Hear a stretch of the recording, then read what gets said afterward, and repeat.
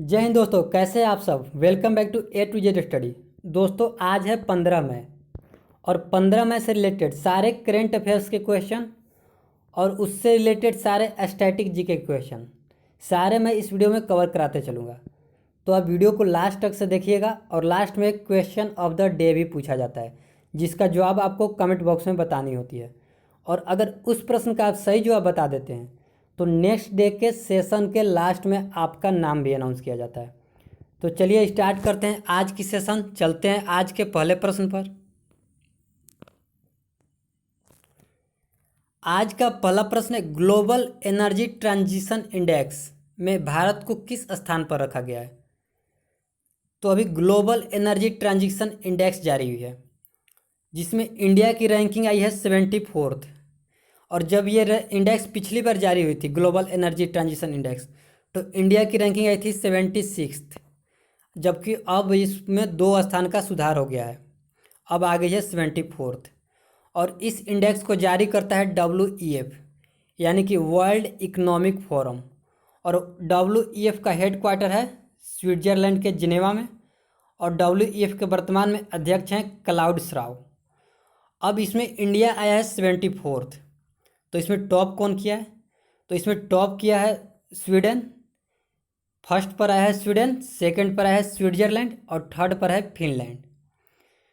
तो ये तीनों यूरोपीय देश हैं फर्स्ट, सेकंड और थर्ड पर। और यह इंडेक्स WEF वैसे देशों को इसमें टॉप पर रखता है जिनमें आर्थिक विकास, ऊर्जा सुरक्षा और पर्यावरण स्थिरता आदि में ट्रांजिशन के लिए उनकी तत्परता अच्छी रही हो, तो उनके लिए वह रैंकिंग जारी करता है। तो इंडिया की रैंकिंग आई है इसमें 74th। अभी भी इंडिया काफ़ी पीछे है। तो चलते हैं अब अगले प्रश्न पर।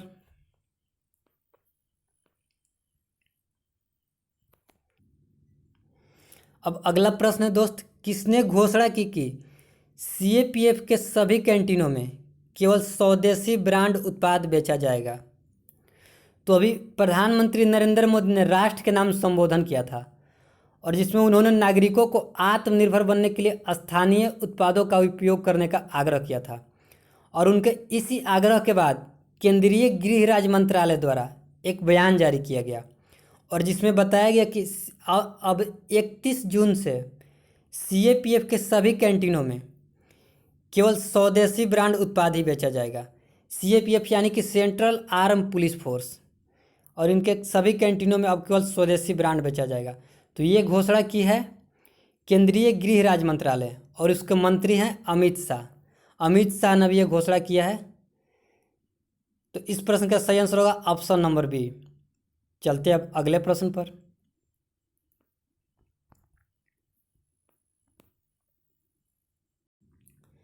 अब अगला प्रश्न है दोस्त, सोशल डिस्टेंसिंग सुनिश्चित करने के लिए आई फील यू ब्रेसलेट किस देश ने विकसित किया है।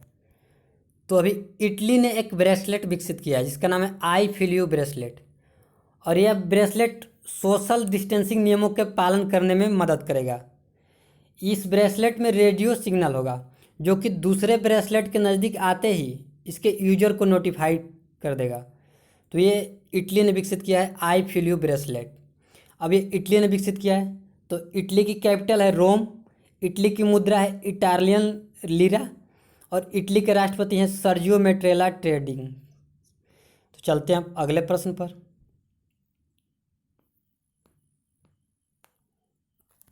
अगला प्रश्न है, किस राज्य में शिशु मृत्यु दर देश में सबसे खराब है।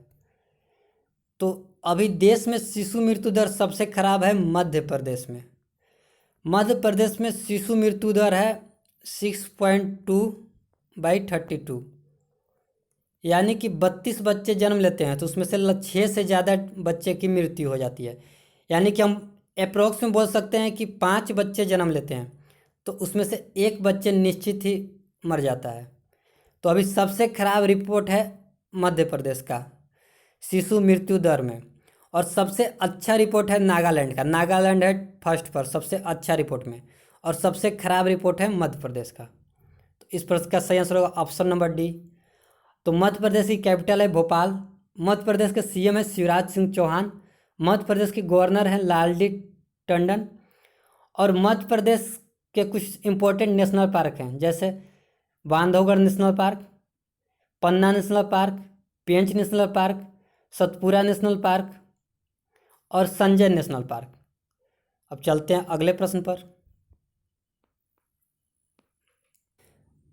प्रश्न है, राष्ट्रीय डोपिंग रोधी एजेंसी यानी कि नाडा के अनुशासन पैनल में फिर से किसे शामिल कर लिया गया है? तो ये नाडा यानी कि नेशनल एंटी डोपिंग एजेंसी, ये डोपिंग निगरानी के लिए राष्ट्रीय संगठन है और इसके अभी अनुशासन पैनल यानी कि डिसिप्लिनरी पैनल में शामिल हो गए फिर से अखिल कुमार। अखिल कुमार 2017 से 19 तक नाडा के डिसिप्लिनरी पैनल में शामिल थे और अब इन्हें फिर से 2020 से 2022 तक के लिए डिसिप्लिनरी पैनल में नाडा के शामिल कर लिया गया है। ये हैं अखिल कुमार। ये पूर्व गोल्ड मेडलिस्ट हैं कॉमनवेल्थ गेम में भारत के बॉक्सिंग में। ये बॉक्सिंग प्लेयर थे पहले और ये वर्तमान में हरियाणा के गुरुग्राम के एसपी भी हैं और इन्हें 2005 में अर्जुन अवार्ड भी दिया गया था। तो यही अभी नाडा के डिसिप्लिनरी पैनल में शामिल हो गए हैं। अब ये नाडा के डिसिप्लिनरी पैनल में शामिल हुए हैं। तो नाडा का हेडक्वार्टर है न्यू दिल्ली में और नाडा के वर्तमान में महानिदेशक यानी कि डायरेक्टर जनरल है नवीन अग्रवाल। चलते हैं अब अगले प्रश्न पर।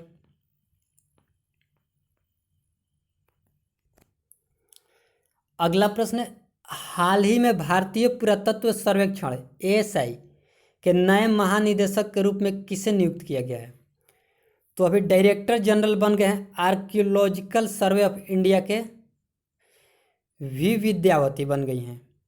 ये वी विद्यावती ये 1991 बैच की कर्नाटका कैडर की IAS ऑफिसर हैं और यही अभी महानिदेशक बन गई है भारतीय पुरातत्व सर्वेक्षण विभाग की। इस प्रश्न का सही आंसर होगा ऑप्शन नंबर 1।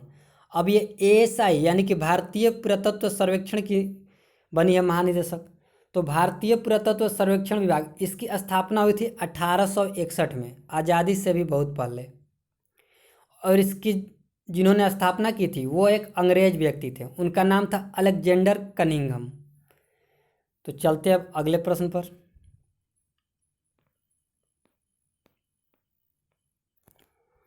अगला प्रश्न है, किस राज्य ने होप पोर्टल लॉन्च किया है? तो अब ये होप पोर्टल जिसका फुल फॉर्म होता है हेल्पिंग आउट पीपल एवरीवेयर, और इस पोर्टल को लॉन्च किया है उत्तराखंड सरकार ने। उत्तराखंड के CM है त्रिवेंद्र सिंह रावत और उन्होंने ये होप पोर्टल लॉन्च किया है। ये होप पोर्टल के जरिए बेरोजगार युवाओं को नौकरी के अवसर दिलाने में सहायता मिलेगा और इस पोर्टल पर राज्य में पढ़ने वाले युवाओं के साथ साथ उन युवाओं का भी डेटा एकत्रित किया जाएगा जो हाल ही में दूसरे राज्य से अपने राज्य में यानी कि उत्तराखंड वापस लौटे हैं। तो उसी के लिए ये होप पोर्टल लॉन्च किया है उत्तराखंड के CM त्रिवेंद्र सिंह रावत ने। और उत्तराखंड की कैपिटल है देहरादून और उत्तराखंड के गवर्नर हैं बेबी रानी मौर्य। तो चलते अब अगले प्रश्न पर।